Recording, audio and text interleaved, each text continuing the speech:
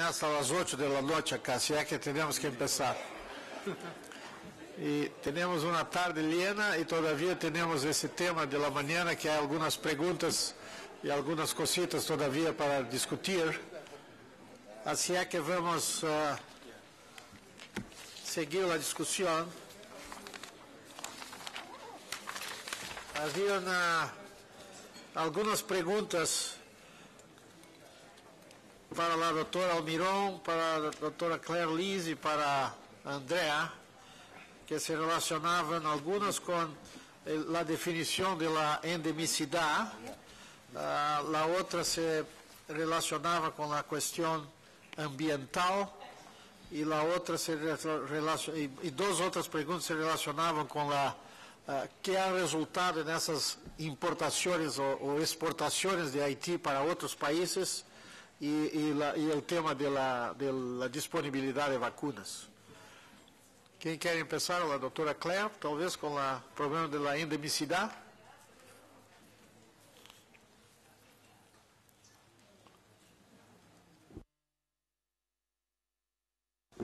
Yes, yes, Chair. I'll give you a reply with regard to the question of endemicity. In fact, Andrea Vicari has explained what is the current definition of endemicity. That means if we have in a country over a period of 5 years, 3 consecutive years where Vibrio cholera has been laboratory diagnosed, that means that we would have an endemic country.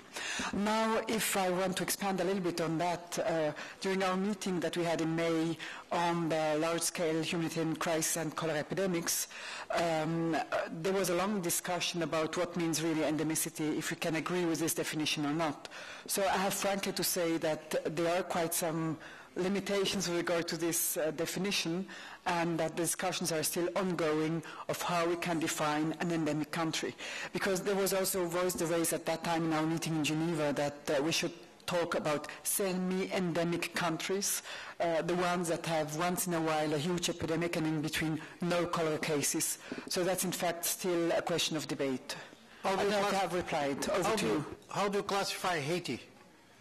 So Haiti has certainly, according to the definition that we still have in WHO, Haiti is not endemic because the outbreak has started only in October last year, and before that time we had no cholera diagnosed as to our knowledge. So that means we are now in the first year of a cholera epidemic in Haiti. We think that according to the environmental conditions that prevail in Haiti, there is a high likelihood that cholera will become endemic over the next years. Thank you. No, because if I understood correctly, perdón, si entendí correctamente, es el aislamiento, no dijiste nada de enfermedad, el aislamiento en 3 años consecutivos, o sea, puede ser un aislamiento ambiental.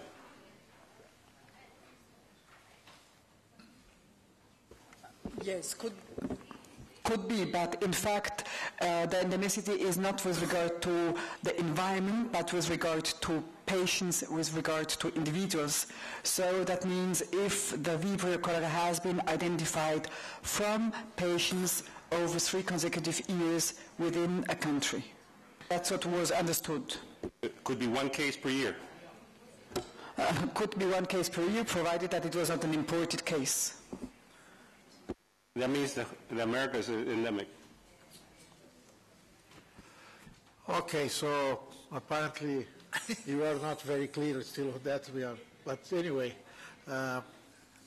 So the other issue related to las situaciones ambientales para la doctora Almirón. Sí, en relación a la pregunta que hacía la doctora Janet Vega, aportar lo siguiente, que antes del brote el 12%, solo el 12% de la población de Haití tenía acceso a agua potable y un 17% de la población tenía acceso a condiciones de saneamiento adecuadas. Esa situación empeoró con el terremoto y los esfuerzos que hicieron los socios que trabajaron en relación al ambiente y agua segura, estuvieron al inicio direccionados a proporcionar agua potable, sobre todo a los campamentos de refugiados, las personas desplazadas. Posteriormente, y ya con el inicio del brote del cólera, se hizo bastante énfasis en lo mismo. Lo que quiero decir en resumidas cuentas es que estas cifras, este porcentaje que nos brinda el último informe de la OMS y de la UNICEF no habrá sufrido mucha modificación, es decir, que no hay indicios para creer de que haya habido un mejoramiento más de lo que indica estas cifras. Por otro lado, de parte del Grupo de Acción Sanitaria, los esfuerzos estuvieron también concentrados en proporcionar agua segura a todo lo que tenga que ver con los servicios de salud y también favorecer la adecuada disposición de desechos relacionados con el ambiente de los centros y las unidades de tratamiento de cólera, así como los hospitales. En relación a la pregunta que hacía el doctor Akira Yoma, referente a los casos importados y posible transmisión secundaria, había mostrado en la diapositiva los países en los que se había registrado casos importados y había destacado el caso especial de Venezuela, que fue el que recibió más casos, en donde no se había registrado transmisión más allá de lo que afectaron a esas personas que estuvieron expuestas a la misma fuente de infección. Es decir, remarcar nuevamente que tanto los casos registrados en Brasil, en Venezuela, en Martinica, bueno, también Estados Unidos y Canadá, no derivaron en un brote en esos países. Muchas gracias.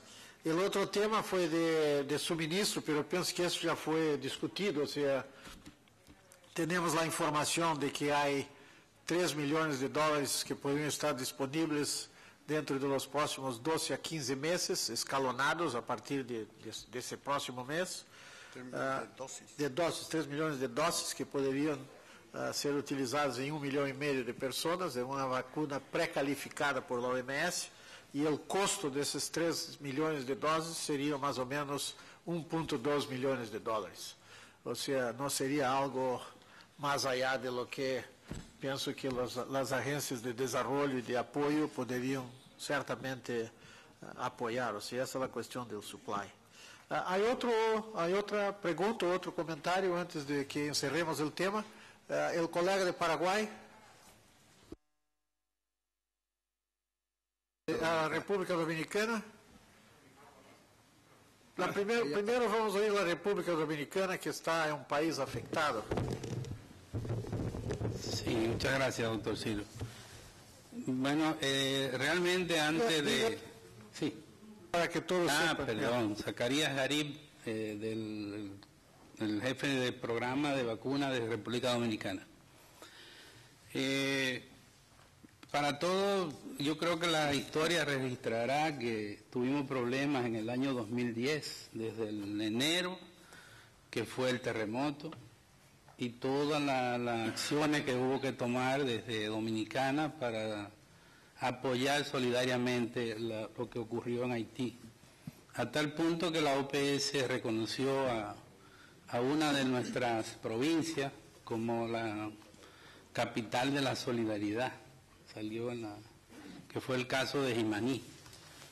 Y luego entonces en octubre surge el brote de cólera, pero hablamos de 10 millones de personas, tanto en Dominicana como en Haití, todos susceptibles, porque no conocimos el cólera ni siquiera en el año 1991, cuando surgió el brote en América a partir del brote de Perú.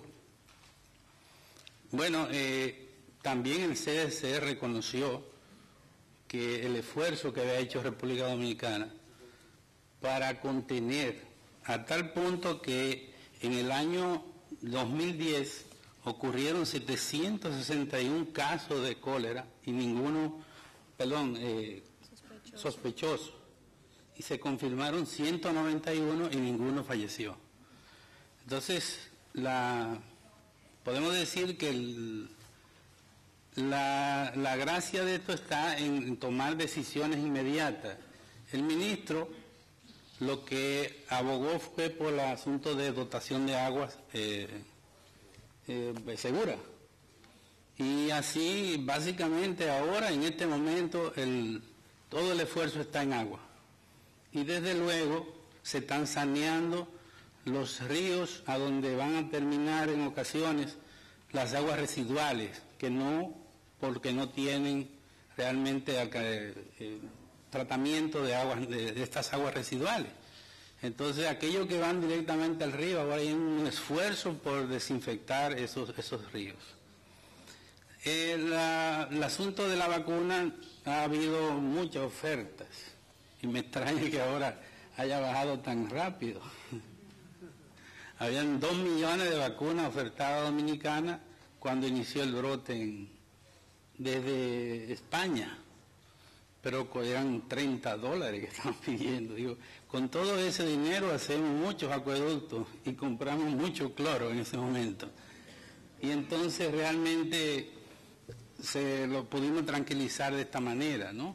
Además que el ministro no iba a ceder a lo que estaba haciendo de agua, pero quería llamar la atención por lo que significa vacunar con una vacuna como esta. Yo creo que faltan alguna información, como por ejemplo, Andrea, ¿qué tiempo dura la inmunidad? Si estamos hablando de país endémico, si va a durar 6, 8 meses y ya no vamos a tener más defensa, ¿qué va a pasar?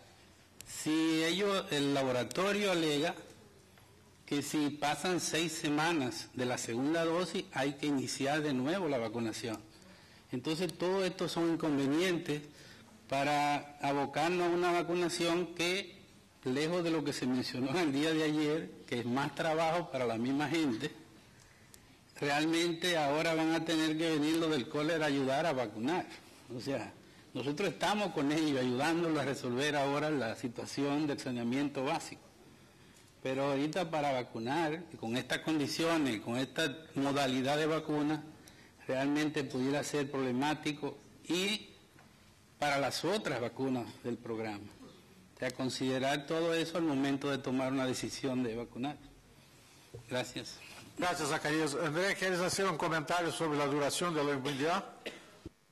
Sí, con mucho gusto. La inmunidad básicamente, como se ha dicho, se necesita en refuerzo los 2-3 años. Básicamente 6 meses después, por la vacuna precalificada estamos hablando. ¿Okay? Por la vacuna precalificada, la Dukoral, básicamente después de 6 meses, la efectividad, la eficacia es del 85% y después empieza a disminuir paulatinamente hasta cuando alrededor de los 2 años y alrededor del 60-50%, por entonces está indicado el refuerzo. Y si me permite, doctor Ciro, tengo aquí la definición de casos endémicos, si quiere que la lea. Sí, por favor. Pues es la página 273 del Position Paper, donde básicamente bajo el título de el control de cólera endémica, se sugiere la siguiente definición de cólera endémica. Sugiere, ¿ok? The occurrence of fecal culture confirmed cholera diarrhea in a population in at least 3 of the past 5 years. Uno de los problemas que la situación de cólera es tan difícil es que el Position Paper tiene tantas páginas. Usted habló de 273 páginas, debe tener 500 páginas. No, perdón, es la página del VVI, del Weekly Epidemiological Report 273, del número. Básicamente sería la página, si quieres saber la página exacta es como la 5ª o 6ª página de un documento de 10 páginas. Fantástico, entonces está mucho mejor. Ok, el colega de Paraguay.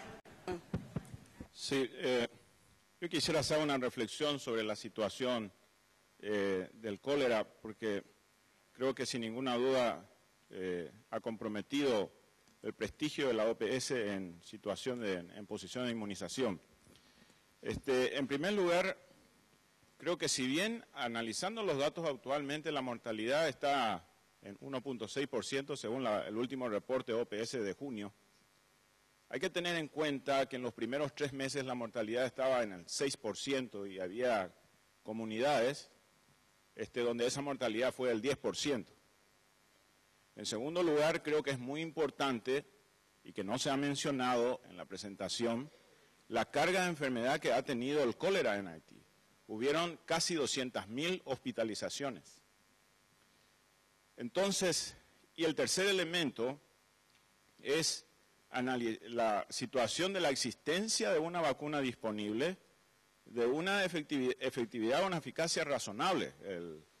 Los doctores John Clement y GTES publicaron en el New England una reflexión sobre ese aspecto, donde llamaban a la que Estados Unidos tenga un stock disponible para la humanidad, finalmente, de vacunas de cólera. Entonces se tuvo que hacer toda una situación de dar argumentos para no decir que no había vacunas, pero nunca se dijo claramente que el problema no es que la inmunización no sea una medida complementaria, sino el problema podía haber sido la crisis política al tener un stock muy pequeño de vacunas en una situación como la que dijeron los responsables del programa de inmunizaciones de Haití. Pero creo que esta es una excelente oportunidad para que la OPS anticipe cuáles deben ser las medidas en los siguientes brotes de cólera en las Américas, para tener un stock disponibles, y creo que las 5.000 muertes que existieron en Haití pudieran haber sido disminuidas, así como la carga de enfermedad, si hubiera habido una introducción oportuna en una situación similar de la vacuna del cólera. Gracias por su reflexión. En relación al stock de emergencia, entendí de la doctora Claire Liz que va a haber una reunión ahora en el segundo semestre sobre ese tema. Eu penso que agotamos a discussão de cólera,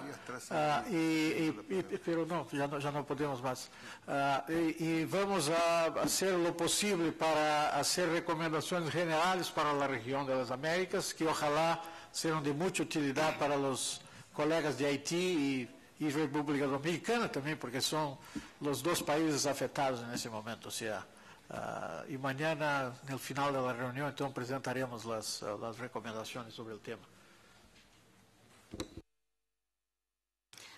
Sorry, I don't want to prolong this, but I wondered if either the Secretariat, the PAHO Secretariat, or one of the presenters has the breakdown of the deaths in Haiti, what the age groups were of those deaths. Do we have that information as to who actually was at the highest risk of dying as a result of the... There's no information? This information is available, okay, so we can provide you. Ok, muchas gracias entonces a todos y a los que presentaram e que participaram na reunião, na discussão, e passamos agora entonces ao tema de vacunação segura, e a primeira apresentação será de Carlos Castillo. Hola, sí, buenas tardes. En esta sesión no voy a hablar de todo el tema de vacunación segura, es muy amplio, sino cómo mantener la confianza de la población en los programas de inmunización.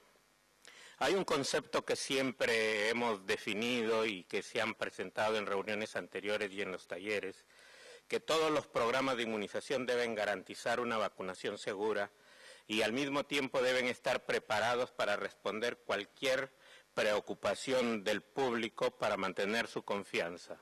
Nosotros vacunamos millones y a veces la población no distingue de qué vacuna es, qué tipo de vacuna es, solamente dicen vamos a vacunar, va y pone el brazo.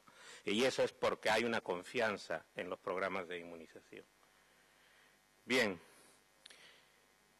esta es una realidad de los programas de vacunación. Han marcado hitos en la salud pública que todos conocemos muy bien, sabemos que las vacunas son seguras. La vacunación es una intervención de mayor costo-efectividad, mucho se ha hablado esta mañana sobre eso, y también hemos hablado mucho y estamos hablando de nuevas vacunas, que son opciones para el futuro. Sin embargo, vivimos una nueva era, que estas mejores vacunas también son más complejas y que requieren de entrenamiento y una mejor capacitación. Ahora hay una tendencia a destapar, a desenmascarar muy rápidamente cualquier cosa que ocurre en el instante, sabemos en otros lugares y con grandes escándalos. Vivimos el mundo de lo que yo llamo el instant on, o sea, todo lo que ocurre acá es como esta reunión, está siendo transmitido en vivo para el mundo, Entonces todos saben, y quienes están en línea saben lo que está pasando aquí. Igual ocurre cuando hay un ESAVI de las vacunas.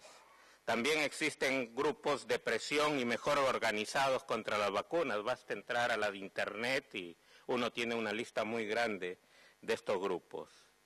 El año pasado, durante el Consejo Directivo, cuando se aprobaba esta resolución del fortalecimiento de los programas de inmunización, varios países solicitaron que se agregue esta solicitud para la directora en el momento que se estaban aprobando.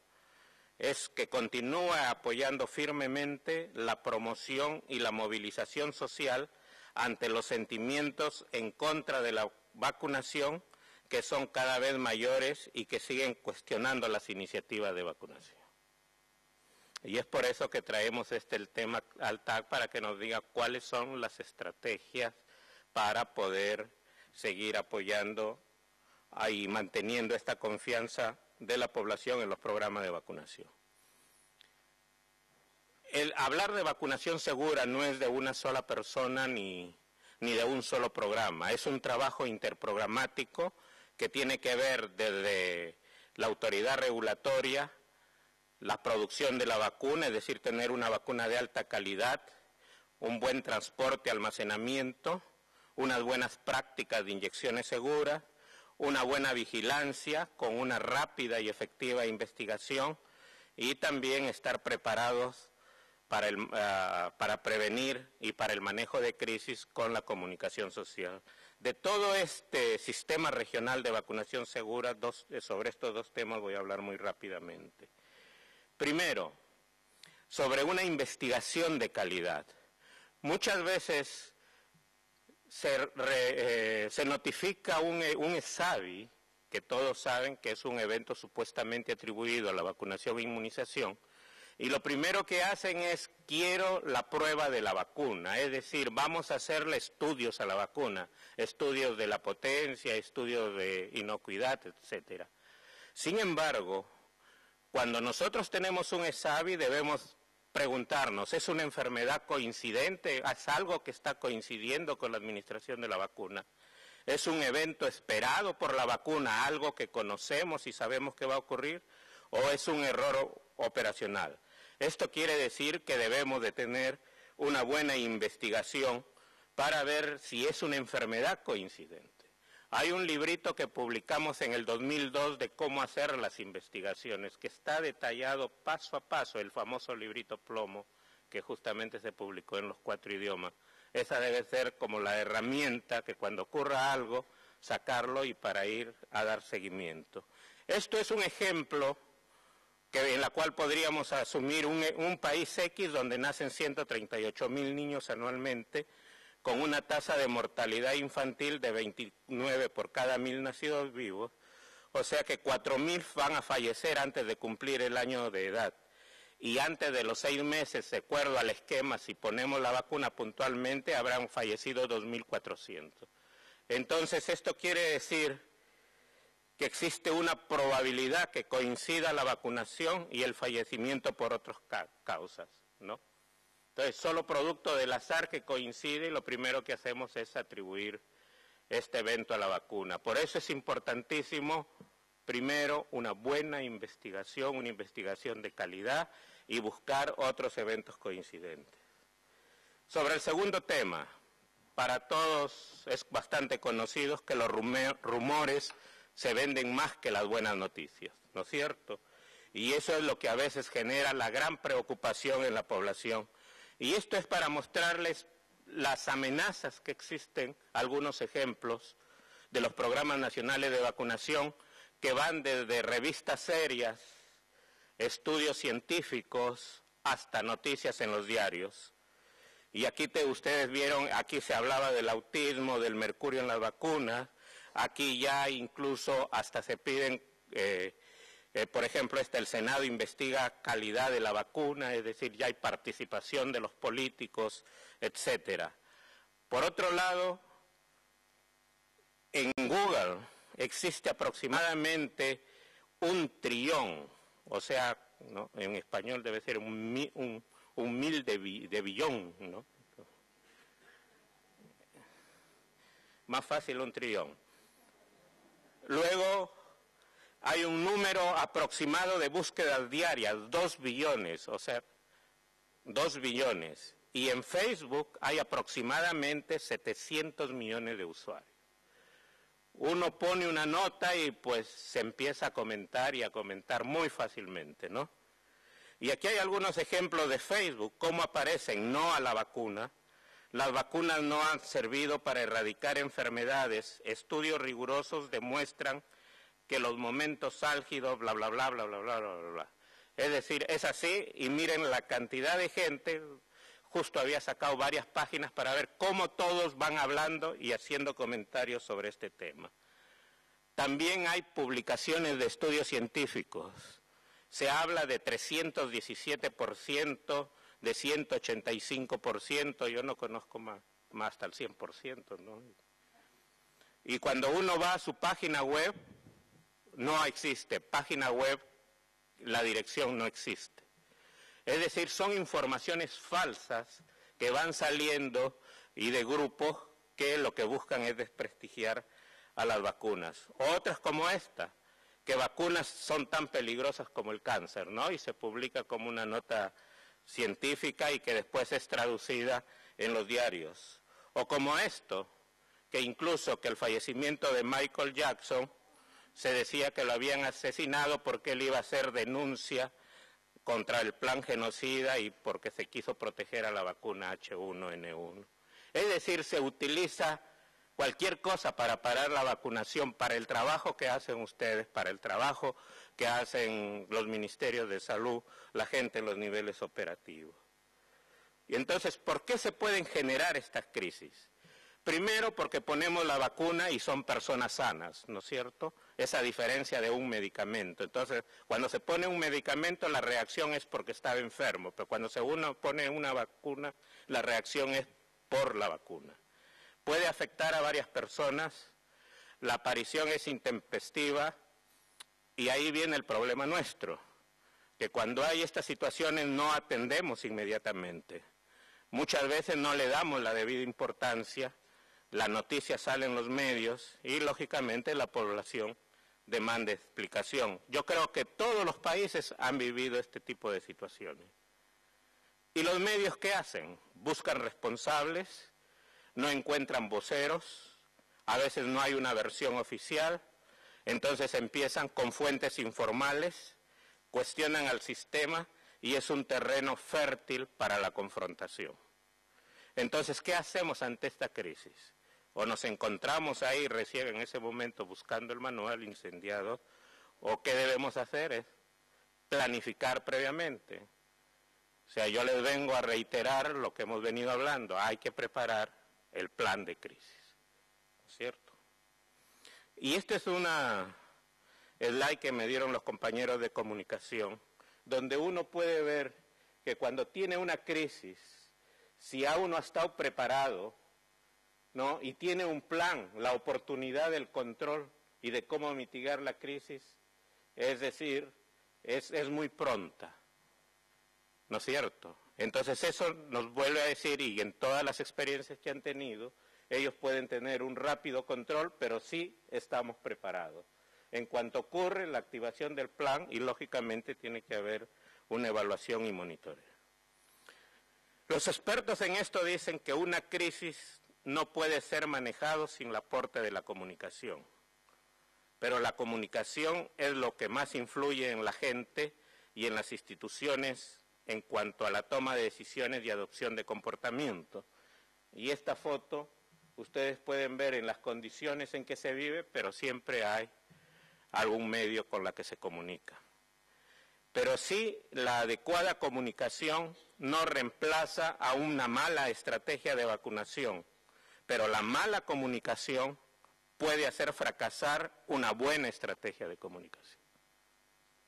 Y después dicen que son los técnicos los responsables, y esto por no estar preparados. Y no hay que olvidar, porque a veces cuando estamos hablando con los medios de comunicación queremos ser selectivos, ¿no? Existen públicos para todos los medios y medios para todos los públicos. Y cuando hablemos con ellos, ¿no? Tenemos que utilizar el lenguaje para la tía Filomena, para la persona que nos está escuchando, para las personas que nos está mirando. A veces queremos ser tan eruditos utilizando términos médicos que nadie nos va a entender. Y también esto es una actividad en la cual deben de participar todas las entidades cuando hay el manejo de SABIS, todas las entidades en el país. Y desde luego con la comunicación, por la participación. Entonces, ¿cómo mantener la confianza en las inmunizaciones? Elaborar el plan de crisis y dentro del plan de crisis el plan de comunicación de riesgo. Establecer alianzas con los medios de comunicación, no que sean sus enemigos, alianzas. Participación de las sociedades científicas y profesionales, involucramiento de los líderes que generan opinión en nuestros países. Durante la crisis, la comunicación debe ser rápida, frecuente y transparente. Y siempre hay que comunicar lo que se sabe y lo que no se sabe o lo que se está haciendo. Y los países deben documentar apropiadamente la investigación de SABIS con el propósito de generar evidencia científica que garantice la seguridad de la vacuna. Y finalmente, tenemos que continuar evitando los errores programáticos con capacitación permanente y supervisión. Gracias, presidente.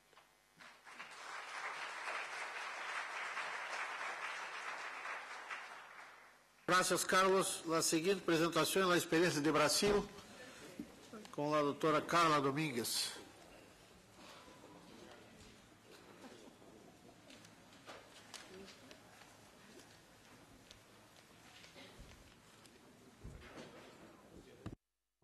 Doutora Domínguez, fale devagar para os tradutores. Me disseram que eles não entendem português.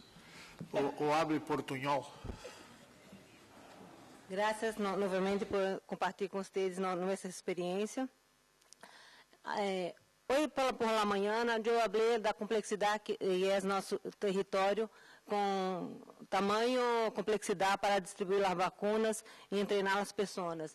Además, temos também uma complexidade da estratégia de vacinação em nosso país, quando temos a vacinação de rotina disponíveis em 32.000 salas de vacinação, 39 centros de referência de imunobiológicos especiais que têm as vacinas diferentes da rotina para grupos especiais como os imunodeprimidos. Também realizamos campanha de vacinação todo ano, seja para a influenza, que esse ano, além de vacinar os idosos, também vamos seguir vacunando as crianças, os ninhos, até 2 anos de idade, as restantes, os profissionais de saúde e os indígenas.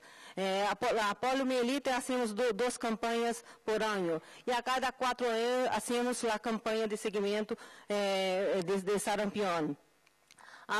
Mas hacíamos a estratégia de controles de brotes para rábia, sarampião e outras doenças imunopreveníveis. Então, temos uma complexidade muito grande em nosso programa de imunização, que exige que tenhamos que levar em conta todas as questões de segurança da vacuna. E para isso, temos que pensar desde a produção da vacuna, do transporte, do armazenamento e da administração segura da vacuna. E, pensando na qualidade do produto, como nós somos produtores de vacuna, temos que pensar na segurança da vacuna desde a sua produção. Para isso, temos o Instituto Nacional para o Controle de Qualidade em Saúde, que organiza toda a questão da produção com a prevenção de riscos, melhoramento da eficiência e redução dos custos, controle de qualidade dos produtos e ambientes de serviços relacionados à vigilância sanitária. Também temos nossa Agência Nacional Reguladora, que tem todo o controle do registro da vacuna e também da farmacovigilância.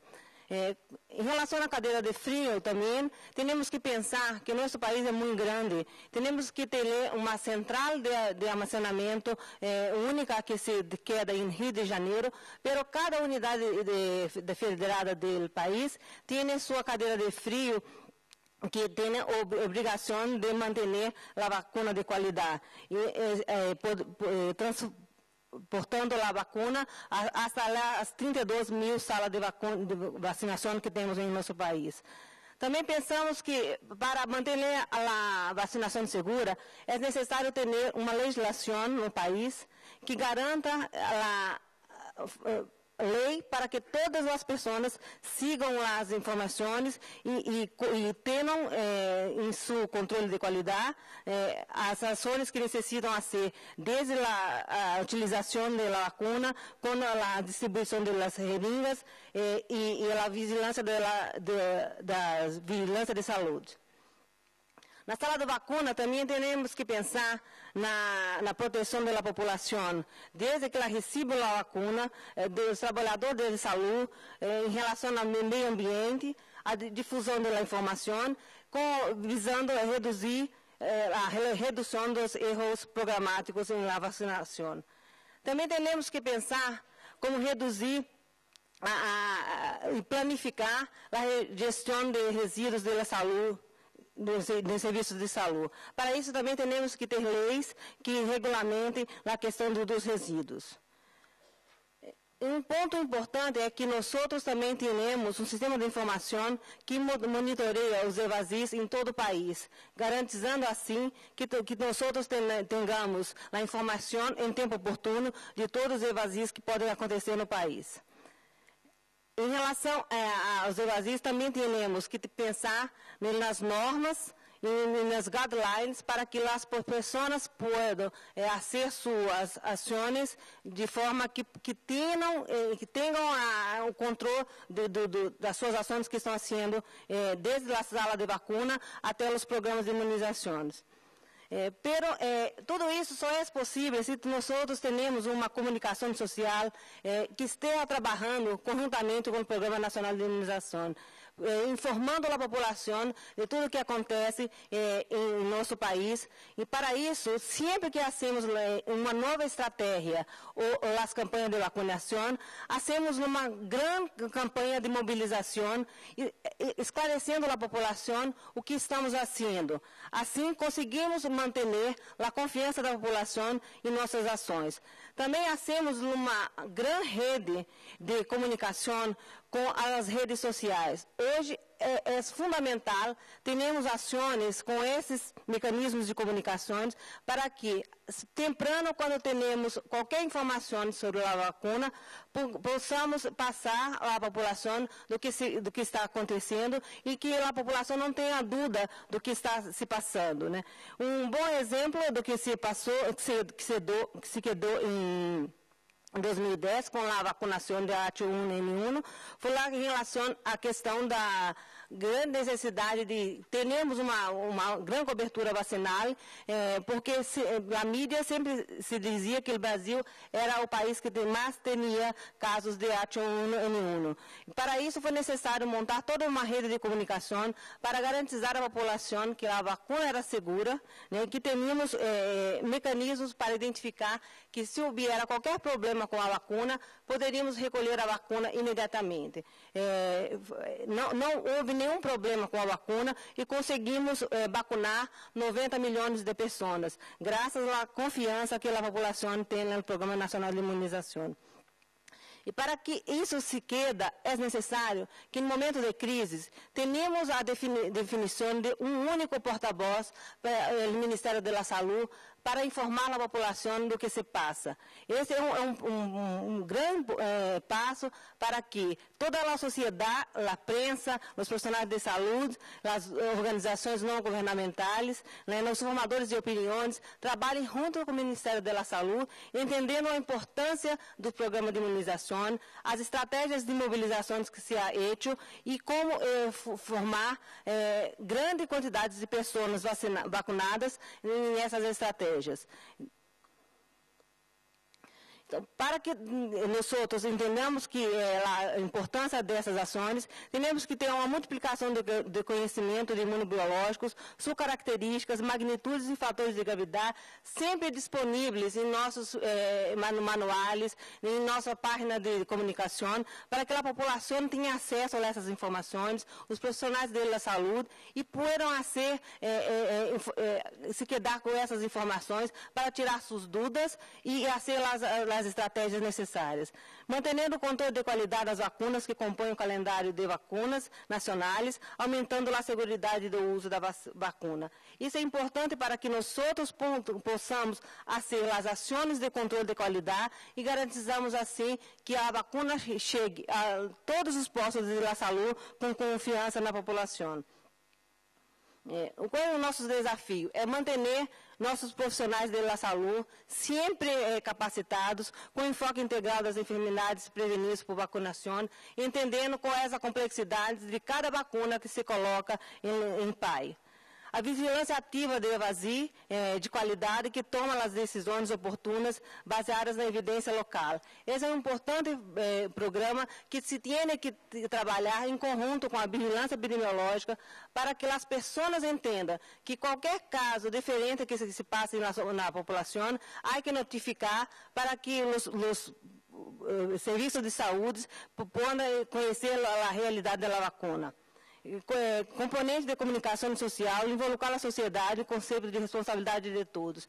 Esse é um ponto importante, porque em nosso país, nós entendemos que somente o Ministério da Saúde não se pode fazer um programa nacional de imunizações sozinho. Nós entendemos que as sociedades científicas, os meios de comunicação, têm que trabalhar em conjunto para mostrar à população da importância que é o Programa Nacional de Imunização, para assim conseguirmos obter logros.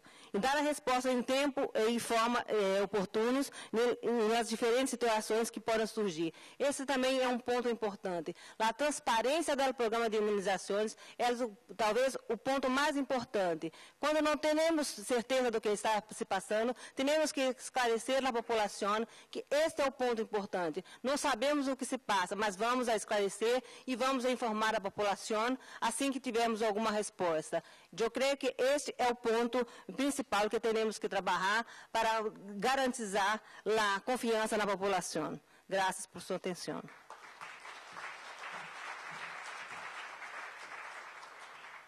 Gracias, Carla. Ahora, Bolívia.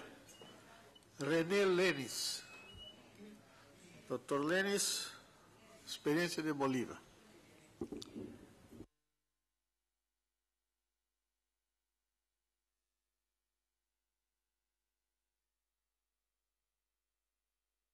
Muy buenas tardes a todos y a todas.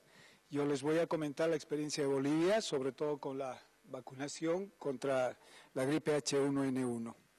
En el año 2003, ante el surgimiento de un nuevo virus altamente patógeno, el H5N1, Bolivia, al igual que el resto de los países, empezamos a preparar lo que era el Plan Nacional de Preparativos y Respuesta ante la influenza y la influenza pandémica. Nuestro plan se apoyaba en 5 pilares: un pilar de planificación, de vigilancia y contención, de comunicación social, soberanía y seguridad alimentaria y sostenibilidad de operaciones. El tercer pilar consideramos que era uno de los más importantes y empezamos a trabajar en lo que se llamó la comunicación de riesgo, con el apoyo de Braina Brennan, ¿no es cierto?, y otros equipos, para ver, sabíamos que podían ocurrir ciertos problemas y tendríamos que aplicar lo que se llamaba la comunicación de crisis. Este Plan Nacional de Preparativos y Respuesta de Bolivia contemplaba 2 tipos de medidas. Las medidas farmacológicas, que incluían la administración de vacunas y el uso de antivirales, y las medidas no farmacológicas, donde veíamos la parte de comunicación, distanciamiento social, lavado de manos, etiqueta de la tos, etc. Respecto a la administración de vacunas, había en ese momento la incertidumbre de que si las vacunas iban a llegar en el momento necesario, en el momento oportuno y en cantidad suficiente. Y la mayor incertidumbre era de que si los países en desarrollo íbamos a poder acceder a estas vacunas. Felizmente esto ocurrió y pudimos aplicar en mi país y en otros países pues la vacuna contra la gripe pandémica. Pero surgieron grupos antivacuna, ¿no es cierto?, que fueron dispersando información por distintos medios de comunicación sobre que esto era un experimento, que se podía afectar gravemente la salud de la población, que se podían presentar reacciones adversas muy severas. Cuestionaban también que en la composición de estas vacunas existían elementos nocivos que podían dañar la población, como dijo el doctor Castillo, e inclusive un grupo antivacuna muy fuerte fue el grupo Alfa y Omega en Bolivia, que le hizo llegar una carta abierta al presidente de mi país, el presidente Morales, alertando sobre esta situación y solicitando que prohibiera la administración de esta vacuna en Bolivia. Entonces, empezamos a trabajar con lo que habíamos elaborado en el Plan Nacional, en el tercer pilar, lo que era la comunicación de crisis, que es el intento que hacemos los profesionales de salud para aportar información que permita a la población tomar las mejores decisiones para su bienestar. Empezamos a comunicarnos permanentemente con la población para mantener la confianza en la vacunación y fuimos construyendo lo que llamamos el triángulo de confianza, es decir, una confianza entre el personal de salud, los comunicadores, los periodistas y la población. Fuimos trabajando directamente con la población, pero veíamos que si trabajábamos con los comunicadores, con los distintos medios de comunicación, podíamos llegar a mayor cantidad de población. E identificamos algunas estrategias. Por ejemplo, realizar conferencias de prensa semanales con la participación de autoridades en salud, y no solo autoridades en salud, sino también autoridades de otros ministerios como el Ministerio de Salud, de la Cancillería, y con la participación del vocero oficial. El vocero, teníamos un plan de vocería, y el vocero oficial era el ministro de Salud, en ese entonces el doctor Tapia. También establecimos una serie de reuniones con sociedades científicas y también asistimos a múltiples eventos organizados por diferentes instituciones para explicar asuntos referidos a la vacuna. También empezamos a mapear mensajes, elaborando mensajes claros, concisos y coherentes, y aquí fue muy importante la participación de la Red Boliviana de Comunicación de Riesgos, REPCOR, una institución que está conformada por comunicadores de distintos ministerios, como el Ministerio de Salud, el Ministerio de Educación, de Agricultura, de Defensa, comunicadores de organismos de cooperación como OPS, también comunicadores de municipios y de organismos no gubernamentales. En todas estas reuniones compartíamos información y tomamos algunas láminas de una presentación que hizo la doctora Alba María Ropero, referida, en ese momento vale la pena aclarar que en Bolivia todavía no habíamos incorporado al programa de rutina la vacuna de influenza estacional, pero íbamos compartiendo con las sociedades científicas y con otras instituciones de que a través del tiempo los países iban incorporando la vacuna contra influenza estacional y que las reacciones que se presentaban no diferían grandemente con las reacciones que se presentaban también con la vacuna de influenza pandémica. Bien, algo que nos apoyó bastante fue la decisión política en mi país. El Ministerio de Salud emitió una resolución ministerial donde apoyaba el Plan Nacional, ¿no es cierto?, de vacunación contra la influenza pandémica. En todas estas reuniones con sociedades científicas y con otras instituciones, íbamos informando sobre evidencia técnica científica que recibíamos, en el sentido de que no había diferencias sustanciales entre los eventos adversos de la vacuna de la gripe estacional y de la gripe AH1N1. También de que hasta marzo del 2010 se habían aplicado millones de dosis de la vacuna antipandémica en el mundo y que no se habían reportado eventos diferentes a lo que ocurre habitualmente con la administración de otras vacunas. También fuimos muy honestos, muy transparentes y se comunicaron también que si bien existieron algunas muertes, eran más por problemas programáticos, por problemas operacionales y no prácticamente debidos a la vacuna misma. A pesar de todo esto, ¿no es cierto?, de los grupos antivacuna, felizmente logramos en Bolivia cumplir con las metas propuestas, ¿no es cierto?, de la vacunación con la vacuna antipandémica en los grupos de riesgo, en niños menores, en adultos mayores, en personas con enfermedades crónicas de base y también en embarazadas. En conclusión, decíamos de que en situaciones de crisis debemos generar confianza, debemos efectuar anuncios tempranos, algo que es fundamental, actuar con transparencia y lograr que el público, que la población participe y se involucre activamente.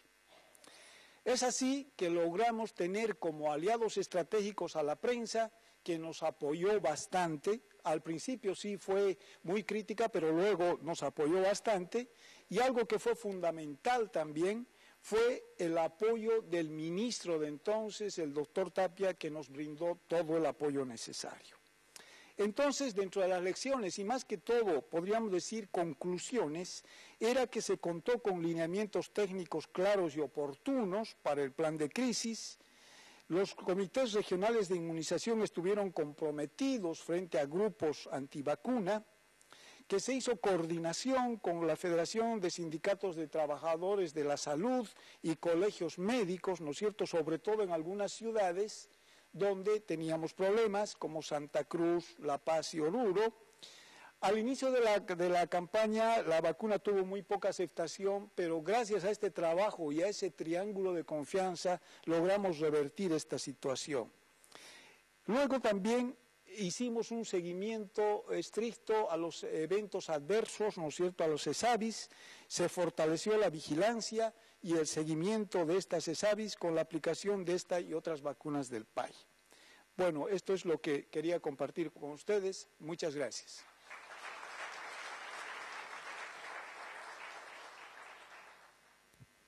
Muchas gracias, doctor Lenes, doctor Castillo y doctora Domínguez. Abierta la discusión. Miembros del comité. Akira.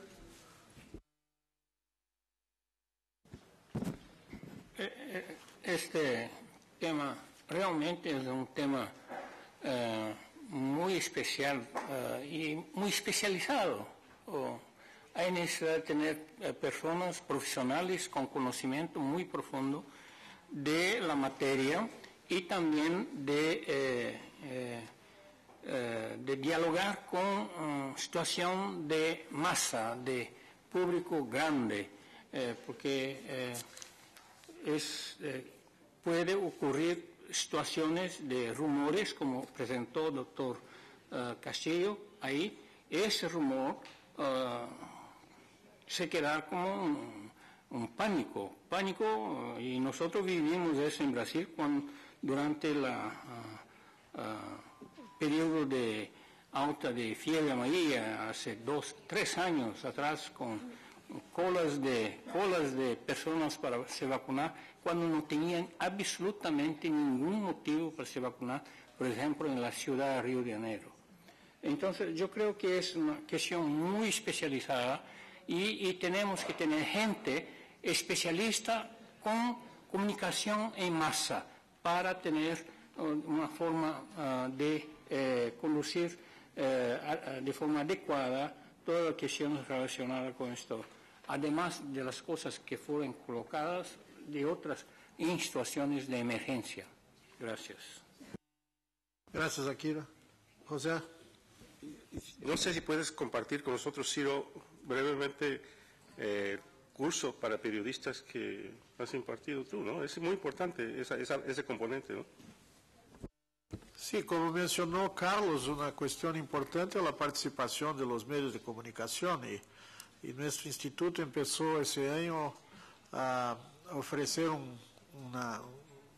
no llamamos un curso de capacitación, pero más un momento de un taller de información para los periodistas de América Latina que trabajan con salud.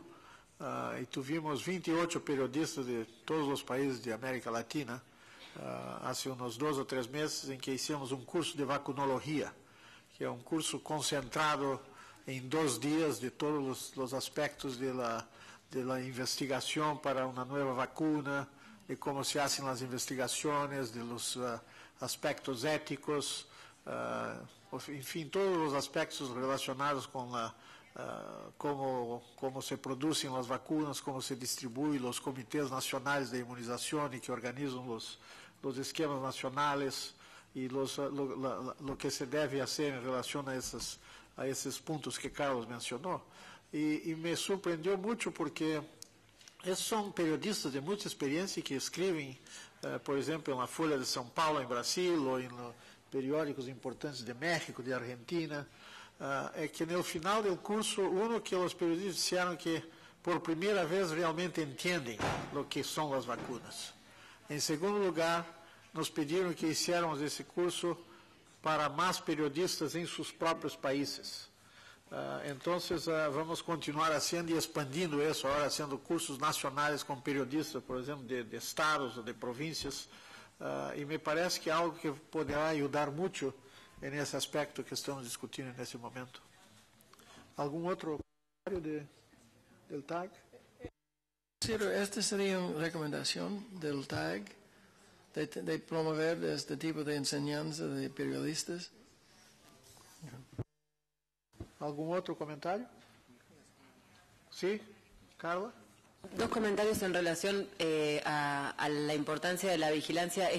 Este es un tema que es muy sensible. Nosotros en Argentina no tenemos grupos antivacunas, pero sí una situación de estas que no quede clara realmente puede impactar en la adherencia de la población, tanto al calendario regular como a las campañas.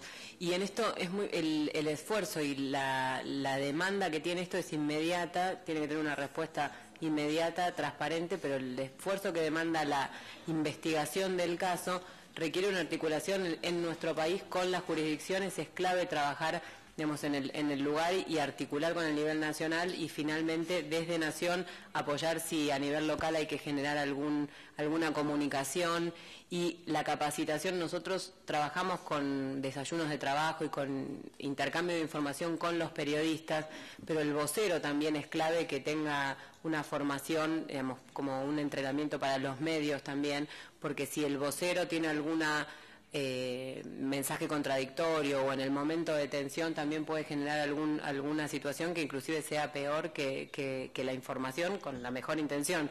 Nosotros trabajamos en simulacros de pandemia en 2007 y había un entrenamiento para el vocero que se definía con gente de prensa, estimulándolo con preguntas incisivas y tratando de fortalecer también el vocero desde el nivel central, desde el ministerio. Arlene?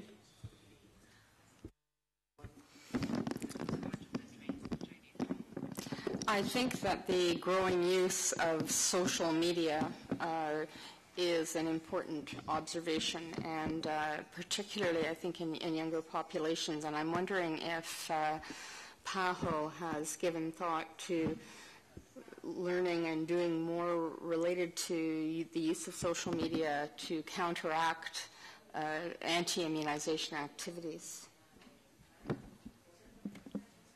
¿Algún otro comentario? Sí, Brasil.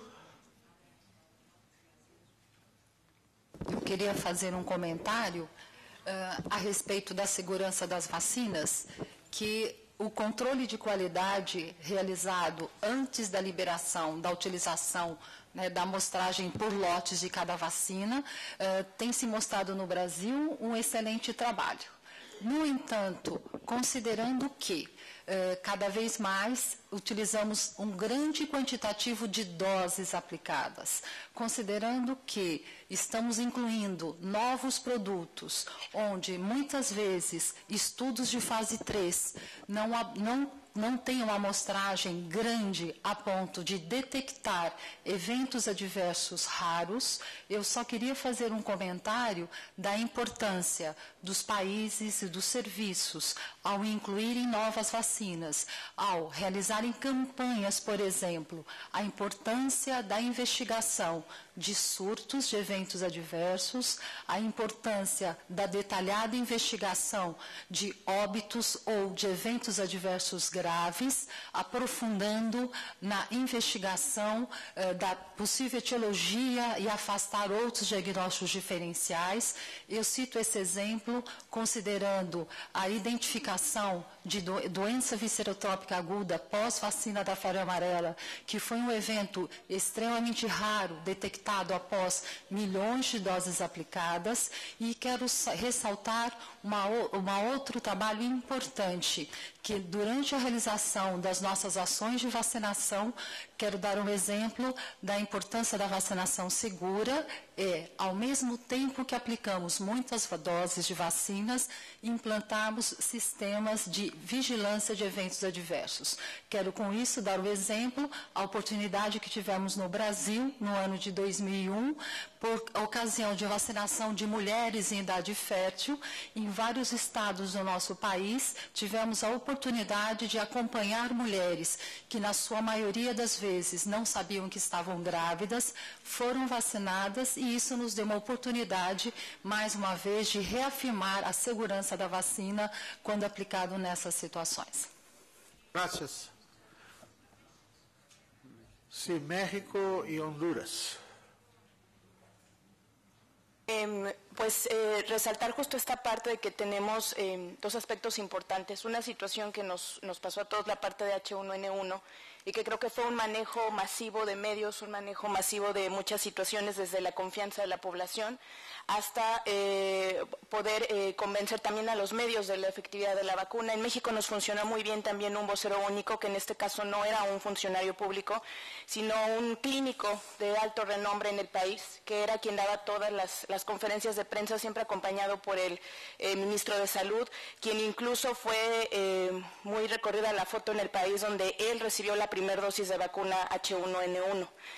Eso por un lado, ese es un evento grande, y otro, incluso resaltando lo que comenta la compañera de Brasil, no hay que olvidarnos también de los eventos pequeños. Nosotros recientemente tuvimos en México una aplicación de insulina en vez de vacuna hepatitis B en 3 pequeñitos en el estado de Michoacán, que estuvo a punto de comprometer todo el programa de vacunación, justamente porque en un inicio lo que se difundió a la población es que había sido el biológico.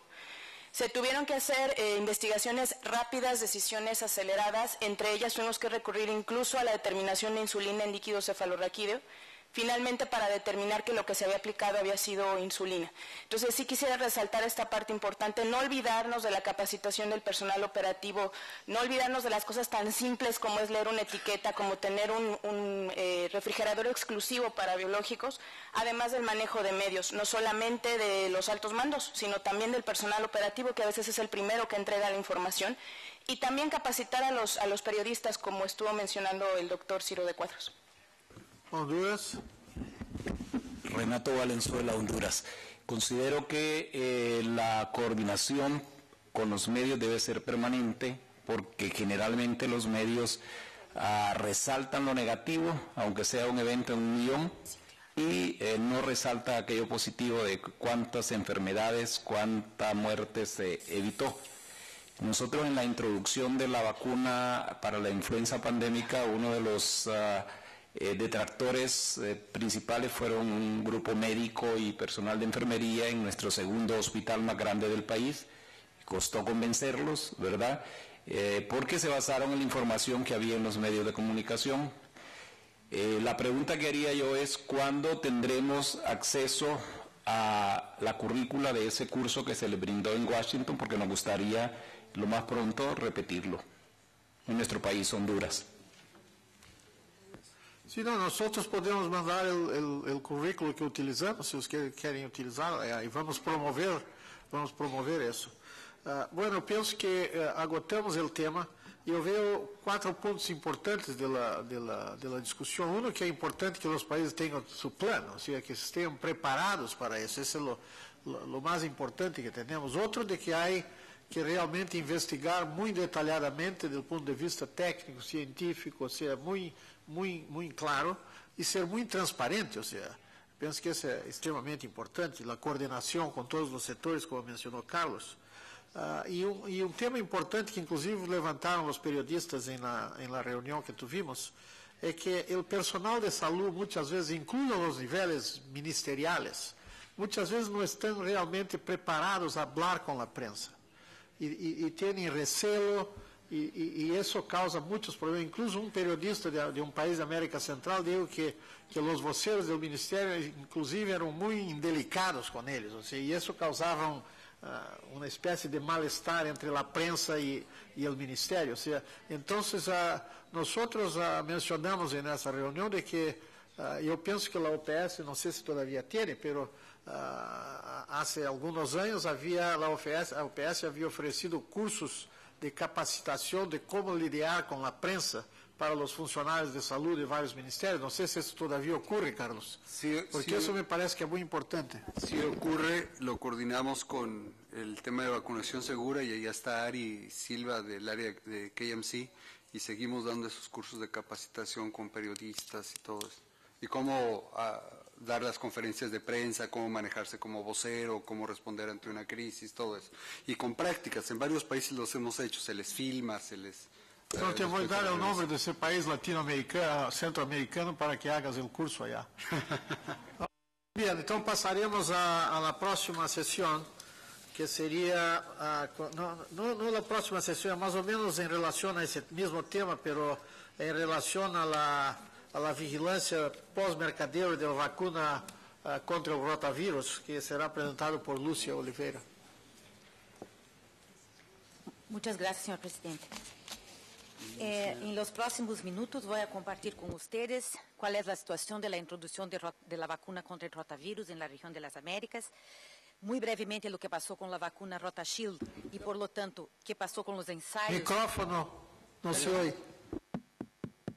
¿Está funcionando? ¿Me oyen ahora? Perdón.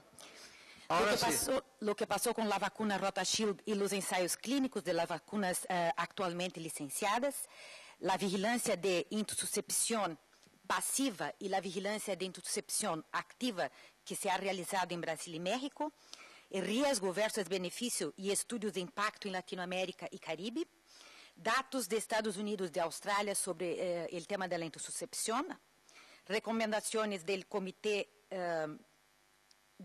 Global de Vacunación Segura y de la OPS y la pregunta al TAC.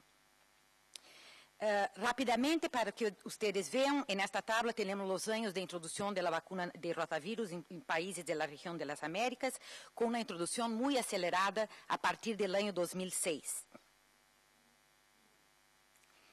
Como todos ustedes saben, en 99 la vacuna RotaShield, que fue la primera vacuna contra el rotavirus, fue retirada del mercado por estar asociada a intussuscepción.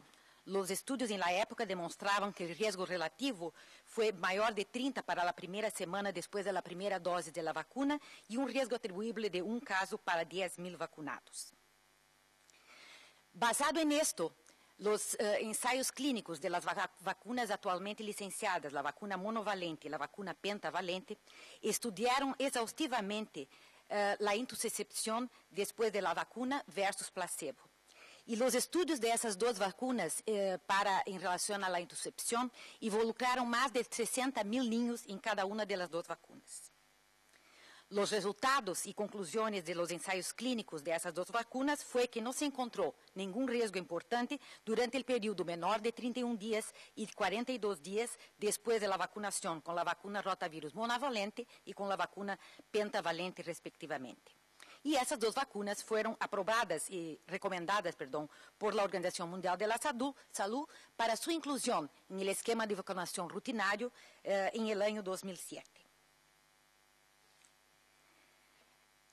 Cuando los países de la región de las Américas empezaron a introducir la vacuna de rotavirus en el año 2006, la OPS apoyó a los países en la organización de una red, en este entonces llamada SANEVA, para que se pudiera monitorear los eventos adversos raros y graves de esa vacuna, y el foco específico era la intussuscepción, a través de una vigilancia pasiva.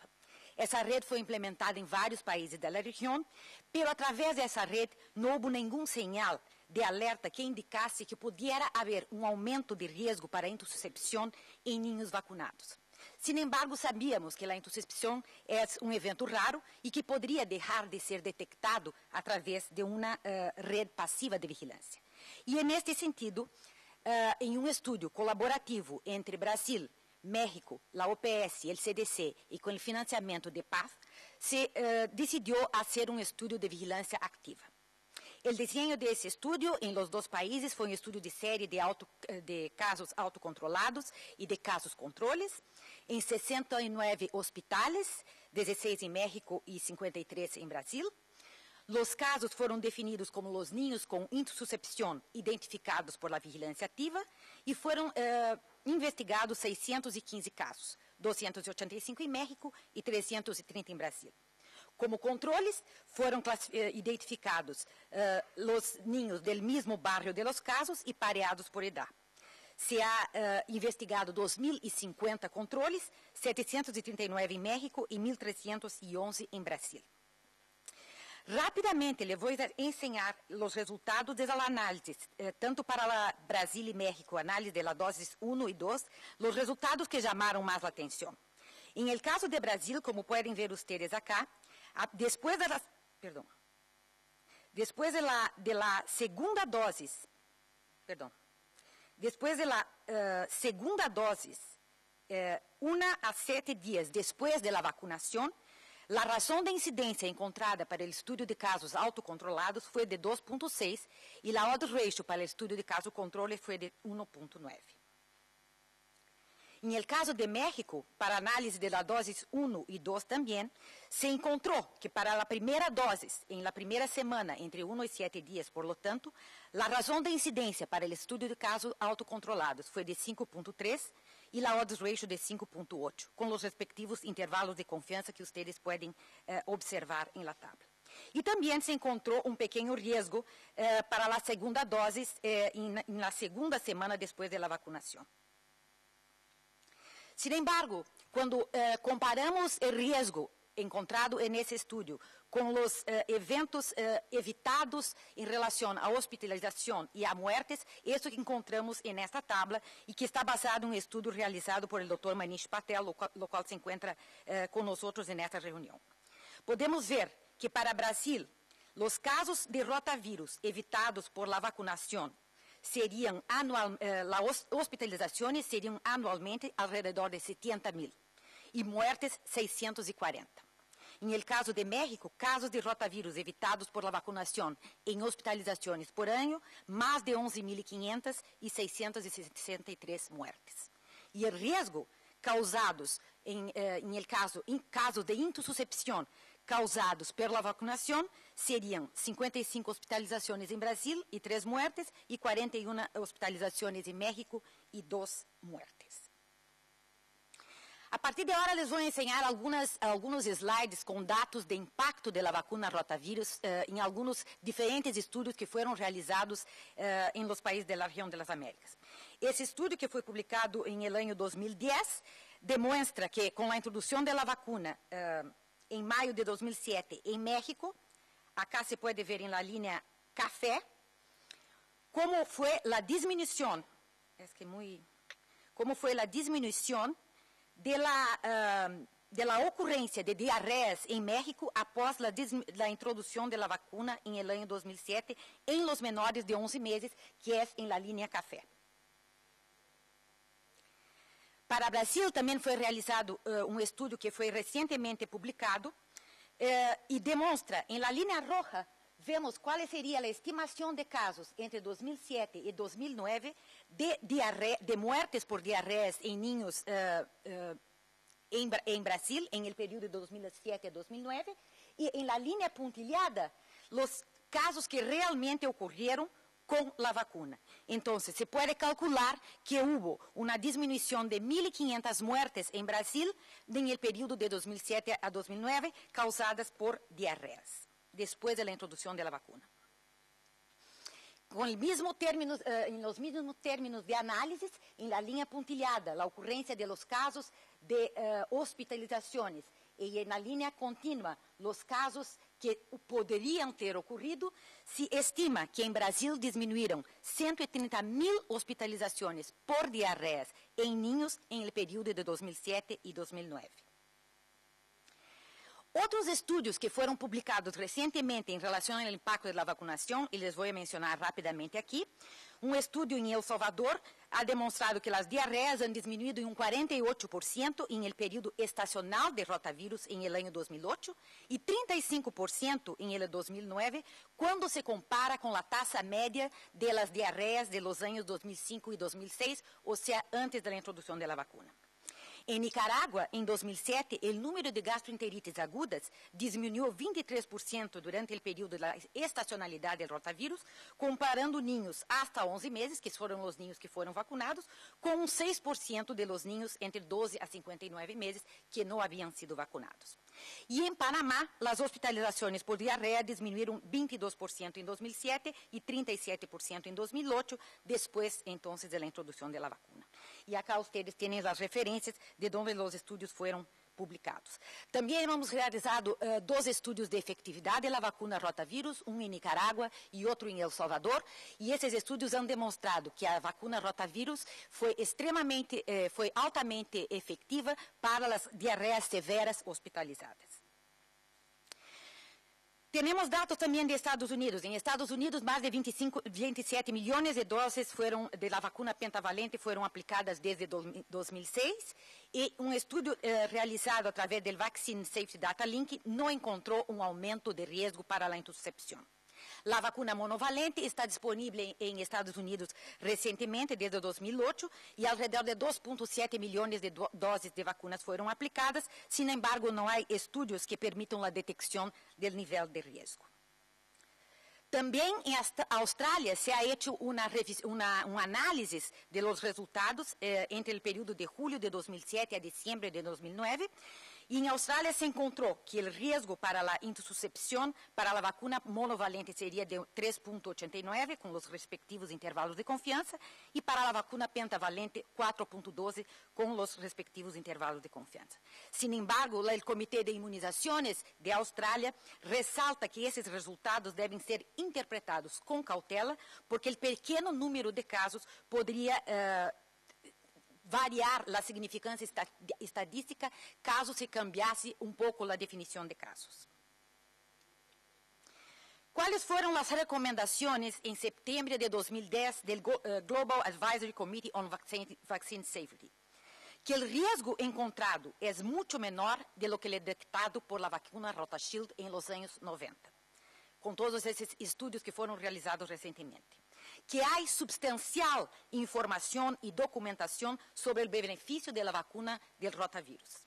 E que o comitê recomenda que deveria seguir revisando toda a informação de vigilância e outros estudos. Em el mesmo mês, a OPS hizo uma recomendação que enviou a todos os países, dizendo que os países deveriam seguir utilizando a vacuna em seus programas rutinários de vacunação, porque os benefícios da vacuna rotavírus em las hospitalizações e muertes em niños menores de 5 anos são muito maiores que o risco de ocorrência. Pero, por supuesto, se deve seguir haciendo estudos complementares que são necessários para elucidar o tema. A pergunta que temos ao TAG, basado em las revisões rápidas que hemos hecho, é se o TAG está de acordo com as recomendações da OPS para o uso da vacuna rotavírus, considerando que a vigilância pós-mercadeo indica que há uma possibilidade de aumento de risco para a intercepção depois da primeira dose em algumas populações. Quisiera hacer algunos agradecimientos muy especiales en relación a esos estudios. Por supuesto, primeramente a los ministerios de salud de los países que han colaborado en la realización de los estudios. Un agradecimiento al CDC, especialmente al Dr. Manish Patel y Umesh Parashar, que nos han apoyado muchísimo en la realización y análisis de esos estudios. Y a PAF, que nos ha apoyado muchísimo con el financiamiento para la realización de algunos de esos estudios. Muchas gracias.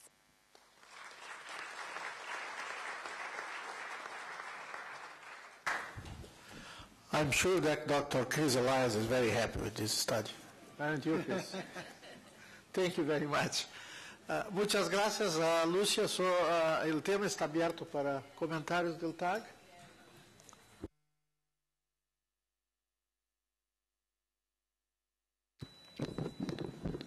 Lúcia, muchas gracias por su presentación.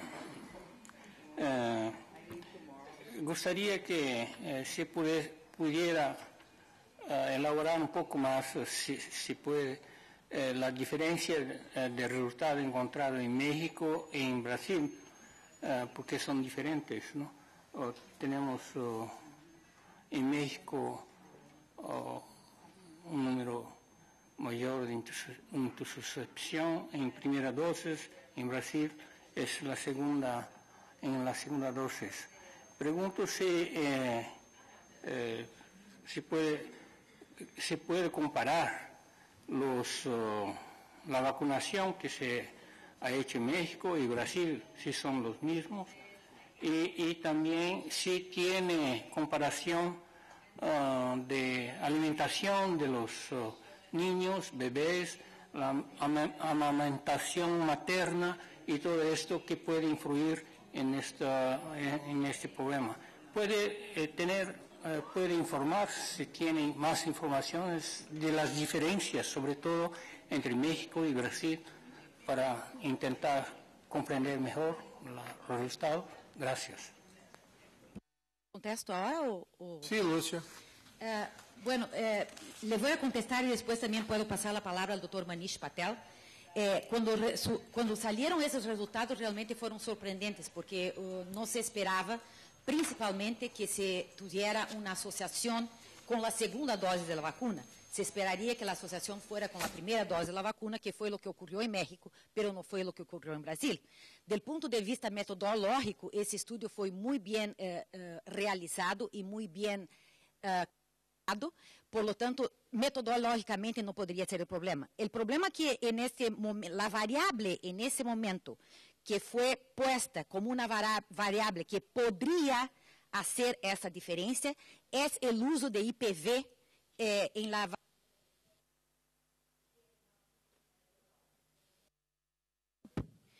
que es una vacuna que no es oral y que podría no estar interfiriendo con la otra, y en Brasil que se utiliza la OPV. Esa es la gran posibilidad de respuesta para esta pregunta, aunque no es una respuesta contundente. No sé si Manish gostaria de hacer algún otro comentario. Ok, alguna... Sí, Manish va a responder. You want to talk, Manish? You want me to comment now? Yes, sir? Go ahead. Yeah, this is Manish Patel from the Centers for Disease Control. Yeah, that's the first question I think, that strikes out at everyone is why the difference in risk between Mexico and Brazil.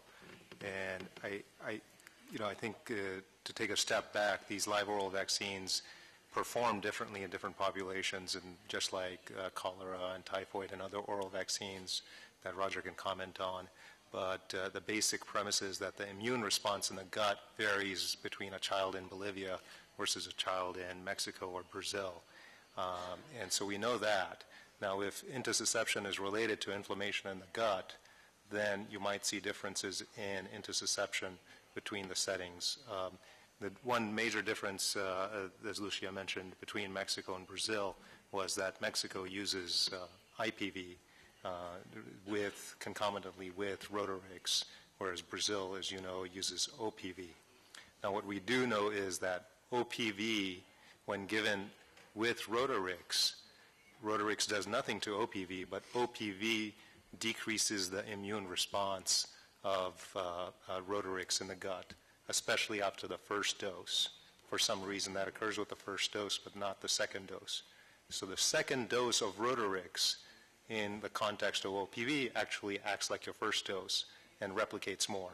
So you might, this is speculative, but you might see increase in risk after second dose.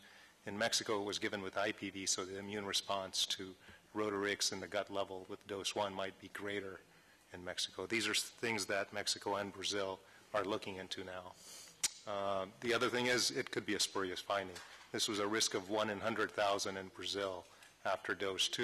You know, it's like finding one fan in the Boca Club out of a football field of 100,000. So finding 2 fans might occur just by chance. Thank you. Yes, Perú. Estos hallazgos tienen la secuencia de si fueron sucedidos en niños que recibieron la segunda dosis después de los 6 meses y si además de eso tenían una condición de inmunosupresión. No, Mariana, no fueron. Hay todas las edades en el estudio que está publicado y fue publicado el día 16 de junio en el New England Journal of Medicine. Tiene todas mucho más do que los datos que yo presenté ahora. Y no es que fueron después de los niños de los 6 meses de edad. Fueron los niños en las edades. Una de las cosas incluso que a Manish le llamó mucho la atención fue cuando se hizo el análisis, tanto para Brasil cuanto para México, de la edad de recibimiento de la vacuna de los niños. Es muy dentro de los periodos que deberían realmente recibir. O sea, los niños han recibido la primera dosis hasta las 15 semanas, en su gran mayoría, y la segunda dosis hasta las 32 semanas, conforme el recomendado. Brasil? Queria fazer comentário que, para nós brasileiros, ao sair este resultado, também foi uma grande surpresa ter identificado um risco pequeno, mas foi identificado pós segunda dose. A plausibilidade biológica foi como a doutora Lúcia já colocou, né, e o Manish também, considerando que o Brasil utiliza a vacina OPV junto com Rotarix. Considerando que fizemos esse trabalho e encontramos um outro problema, iremos realizar no Brasil estudos sorológicos para identificarmos a possibilidade de uma possível redução aí da resposta da vacina contra o Rotarix, uma vez sendo aplicado simultaneamente na primeira ou na segunda dose, para avaliarmos imunologicamente se existe ou não alguma alteração. E a respeito do que o doutor Akira colocou, estamos terminando de avaliar, né, com uma adequada avaliação estatística em relação à amamentação, que no nosso país, não estou dizendo uma amamentação exclusiva até 6 meses, mas o percentual de mulheres, né, ou de crianças que estavam amamentando é um percentual razoável, grande, mas estamos terminando de fazer esta avaliação. Roger? Dos pequeños comentarios que para mí son muy interesantes de esta linda presentación, Lucía. Primero es que usted presentó no solamente el riesgo, pues el beneficio al mismo tiempo. Que da cuenta que hay un riesgo, pues el riesgo es tan pequeño al lado de beneficio. Yo creo que es muy importante porque la última vez cuando tuvimos los problemas con RotaShield, estamos mirando solamente el riesgo y no el beneficio. Segundo, en los estudios en Brasil y en México hemos visto un gran impacto sobre la mortalidad. Durante los últimos 20 años estamos estimando mortalidad por rotavirus en el mundo utilizando datos de mortalidad por diarreas en niños menores de 5 años, con los porcentajes de rotavirus en niños hospitalizados con diarrea. Es una estimación en donde estamos tomando datos del aire para hacer estimaciones global. Y el estudio de México me encantó porque fue la primera vez que podemos confirmar que estas estimaciones que hemos tomado del aire fue realmente real en práctica y podemos mirar un caído de mortalidad por diarreas en total por causa directamente y específicamente del uso de la vacuna. Y para mí es muy, muy importante por el mundo. Y gracias para ustedes dos para hacer los estudios con OPS y CDC. Thank you, Roger. Ok, muy bien. Yo pienso que realmente ese estudio fue maravilloso y realmente pienso que el grupo técnico asesor no tiene nada a oponerse que se continúe usando la vacuna y que se continúe estudiando y mirando lo que va a pasar a medida que se aumente el número de niños vacunados en la región de las Américas. ¿Estamos de acuerdo? Ok, entonces vamos a hacer un receso para el café y regresamos a las 4:35.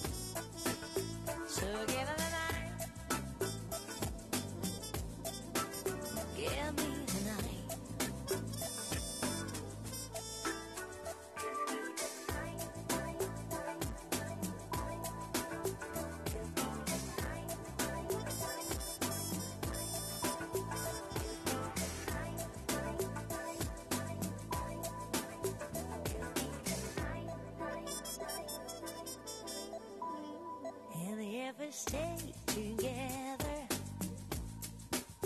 We'll feel the rhythm of the year and taking us up high. Never mind the weather. We'll be dancing in the street until the morning light.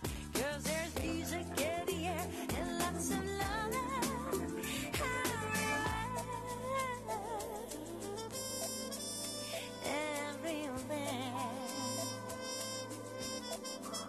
So give it the night, alright, tonight. So give it the night.